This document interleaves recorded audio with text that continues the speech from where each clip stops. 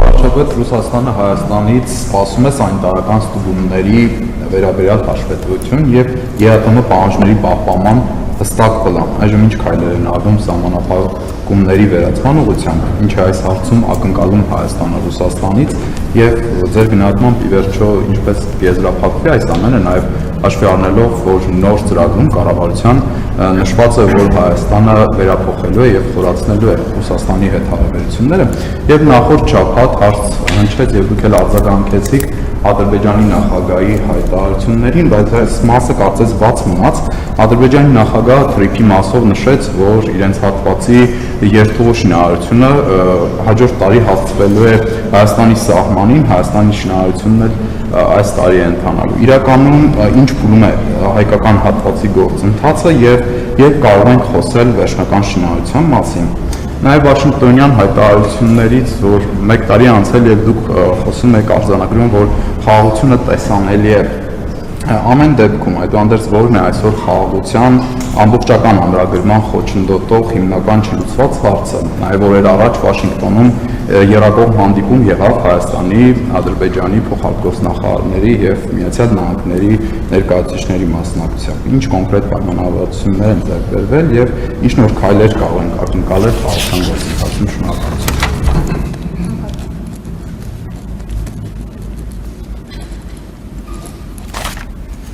Ռուսաստանի հետ կապված մեր դիրքորոշումը հետևյալն է, եթե Ռուսաստանի համապատասխան մարմինները մտահոգություններ ունեն, մենք թափանցիկ ենք, ասում ենք եկեք ստուգեք, եկեք իրար հետ ստուգենք։ Ինչով է ավարտվելու այս պատմությունը։ Այս պատմությունը ավարտվելու է դիվերսիֆիկացիայով։ Այսինքն, եթե հիմա նույնիսկ հենց հիմա մի ժամից Ռուսաստանի շուկան 100% բացվի, միևնույնն է, մենք լրացուցիչ ջանքեր ենք գործադրելու, որ դիվերսիֆիկացիան տեղի ունենա, որպեսզի այս իրավիճակներից մենք մեկընդմիշտ մեզ ապահովագրենք։ Այսինքն մեկը մյուսի հետ մենք չենք պայմանավորվում։ Ինչ վերաբերում է թրիփին, ասել եմ առաջիկայում նախ համապատասխան համաձայնագիրը վավերացման գործընթաց է ապրում եւ թրիփ ընկերությունը հիմնադրելու շուրջ բանակցություններն են հիմա ավարտին հասնում եւ նախատեսվածով նկատի ունեմ ոչ մի խոչընդոտ չկա, այսինքն պարզ աշխատանքային գործընթաց է, որ ժամանակ է տանում եւ Հայաստանի եւ Միացյալ Նահանգների ներկայացուցիչները իրար հետ աշխատում են, իսկ խաղաղությանը ոչ մի խոչընդոտ չկա, որովհետեւ խաղաղությունը հաստատված է։ Հիմա մենք օրակարգ ունենք, այսինքն